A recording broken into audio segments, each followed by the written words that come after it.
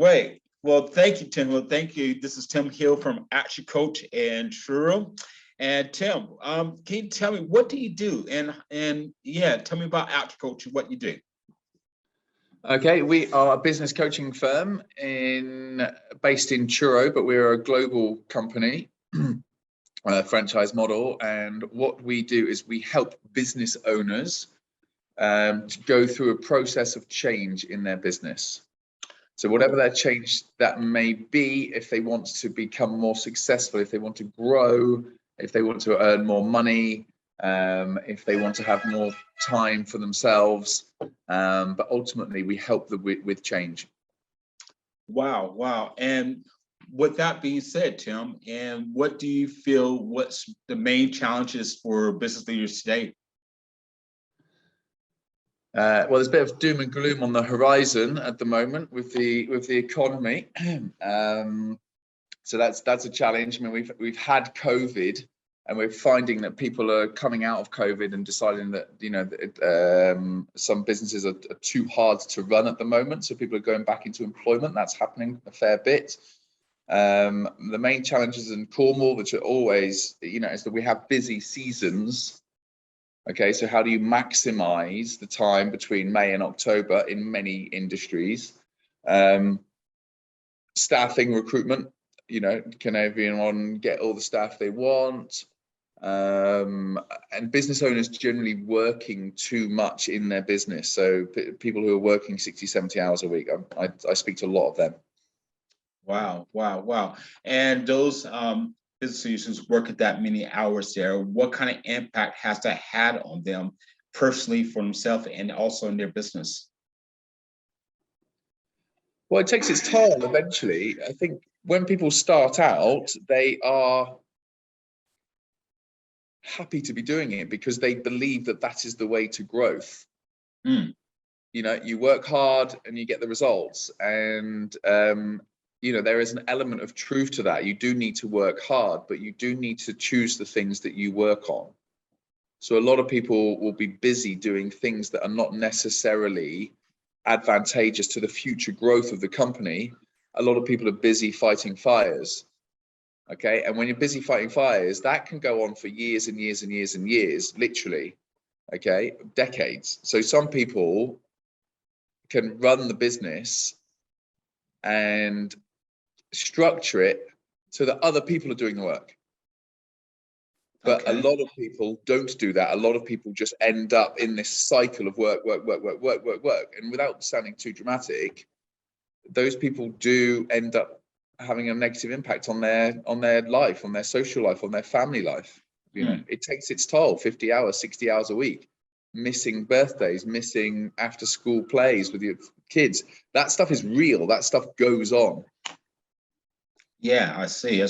And with that also, are there any particular challenges you see that business leaders are facing and they're trying to cope with, or challenges they just haven't had a chance to try to overcome because they've just been so busy?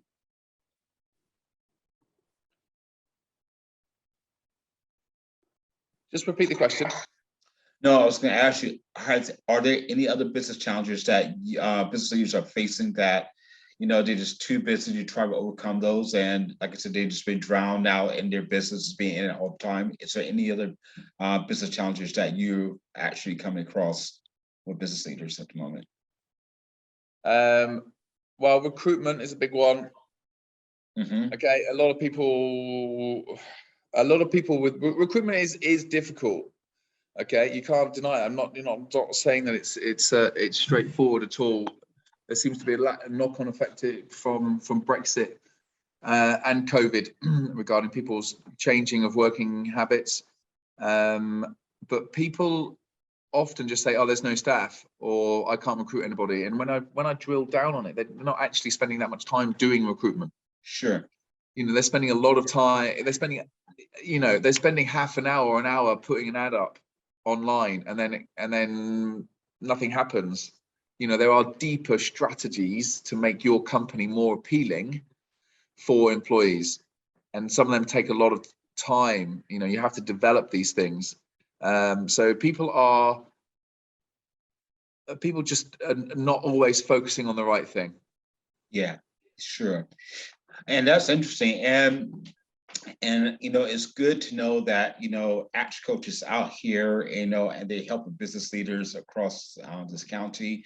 But for you as a coach yourself, do you have a coach, and have you been coached, and how's that impacted you as a business leader? Good question. I mean, we are very congruent with what we believe in, and we believe of the impact of a coach. And yeah, I have a coach. I have someone called Andrew Kurishi, who is a Hall of Famer in Action Coach, been around for many, many years, I think 15 plus. Coaches a lot of successful businesses, and I meet with him every 2 weeks, and it's really useful. I mean, I get to kind of just unload a little bit, but then he's very good at just bringing me back onto the things that I need to focus on. Because I'm the same. I run a business. I've got a million things that I'm thinking about. I've got things that keep me up at night. And he kind of helps me get rid of the things that I don't need to worry about. Yeah. Get me to focus on the things that I really do. So yeah, I'm a big advocate for coach. I've had a coach for a long time, and I've been coaching people for a long time. So for me, coaching is it's been a big part of my life. That's great. That's great. And it's good to hear that you have that same coaching experience, and that's helped you, and now you're able to give that back to other business leaders out there. I'd say one of the biggest questions I would say is, COVID. Obviously, that's still a talking point. I mean, it was quite rapid over the last couple of years.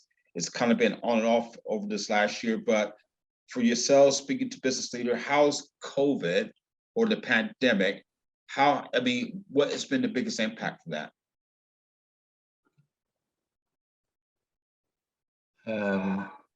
The biggest impact has just been the disruption of staffing, in my opinion. Things that were quite straightforward before. You used to plan a rota. A shop used to plan a rota for their staff, and that was it. That was the rota done. It was a pain, but it was done, and the next 2 weeks were taken care of. Now you do a rota, and then a week later, 3 people got COVID.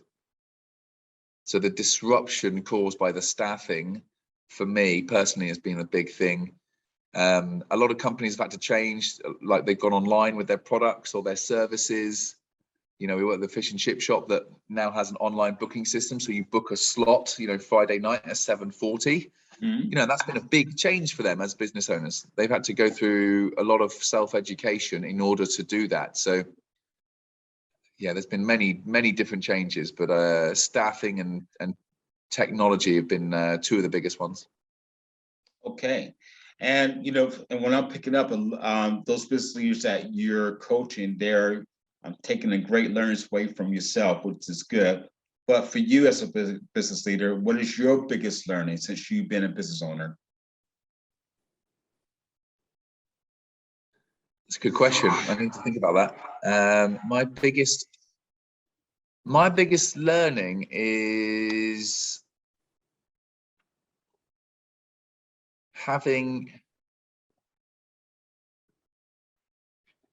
controlling the emotional roller coaster. Okay. Of the ups and downs of business, the highs and the low, the good months and the not so good months. And the biggest learning is to kind of believe in your systems, believe in your staff at those points of the lower points in order to get you through. So if I have a bad month in business, but I look around and I've got staff that aren't working hard, or I've got a system, various different systems that aren't working, well, that sits on me, okay, and I'm not doing a good enough job, okay, and I need to review that if that's the case. But what I have learned is to spend your time on your systems, spend time on your staff in order for continued kind of growth. So I've been on that journey like other people, but we are essentially going like that, but we're doing this on our way up. Yeah. Okay. So the biggest learning is how to control those kind of those moments when it doesn't go as well. Wow. Well, Tim, you seem like a very inspiring character, your character, and I'm sure those who you're coaching are really being inspired as well. But for you, what is inspiring you today? The weather, just the sunshine, just being in Cornwall in the sunshine. Wow. I think that's where I get my kicks. I really enjoy a good kind of work-life balance. I got young children. I'm inspired to be a good dad. I'm inspired to give them a lot of memories at this age and stuff. So, my work is based around being able to do that. So I'm lucky enough to live in Cornwall, live in a nice spot near the beach, and that doing a good job there, that inspires me. That's really good, really good. And with that being said, there, Tim, as well, what would you say? I mean, you seem like you really are passionate about what you do. Growing up, have you always wanted to do this, to be a business coach? I mean, has this something that's been on your radar since you're a young one, or is it something that this some down the road in your younger adult life did you decide to become a coach, a business coach? Yeah, no, not at all. When I was really young, I wanted to be a geologist. I liked volcanoes and earthquakes, and then you need to be really, really, really, really good at chemistry for that, and that wasn't my cup of tea. I wanted to be a rock star, so I was in a band for many years. So no, I didn't grow up knowing anything about business. My mum and dad aren't business people; they're all employees. It's not until about 10 years ago, I had a job with Tennis Australia out in Sydney. I had a really inspirational boss who introduced me to a lot of the books that we read in Action Coach, actually. Rich Dad, Poor Dad, and a lot of Jim Rohn books, a lot of kind of self-development and business books. And they kind of opened my eyes to business and the impact of it. And then I kind of moved from sport into business about 7-8 years ago. And so that is when, for me, that's when the momentum kicked in. I wanted to run my own business. And then I had an opportunity to work for Action Coach, and I've had business experience. I did run my own business, a couple of businesses, and I had all this coaching experience. And so Action Coach was an opportunity for me to kind of gel them both, but it wasn't a long time plan of mine. I've always taken life in, my philosophy is just to do a good job at whatever you're doing now in order to push forward and take your chances when they arrive. And I feel like business coaching was an opportunity that I've taken. Great. And lastly, before we wrap this up, I was going to ask you, what advice would you give to an 8-year-old or anyone who's really wanting to start their own business? What advice would you give them? I'd start learning. There's a kind of a cheesy phrase that they have in Action Coach, which is you got to learn before you earn, which sometimes makes me cringe, but the point is very, very truthful. I mean, I'll give you an example. We're reading Rich Dad, Poor Dad at the moment, and it's about what to do with your personal wealth. Okay, what should you be spending your money on, how to save, all those things. So I'm 39, and I'm not. I'm 40. I'm 40, and I'm reading it for the first time. I spoke to a mate on my tennis team last night, and he's like, I wish I'd read this book when I was 11. So he's read it as well. And I was like, yes, me too. So I would, if you want to start a business at age 8, 9, 10, go and get yourself some Jim Rohn books, go and get yourself Rich Dad, Poor Dad, and start reading and start learning about how to do the business. That's great. I'm loving that business education. Well, Tim, thank you so much, Joe. I'm just going to stop the recording now.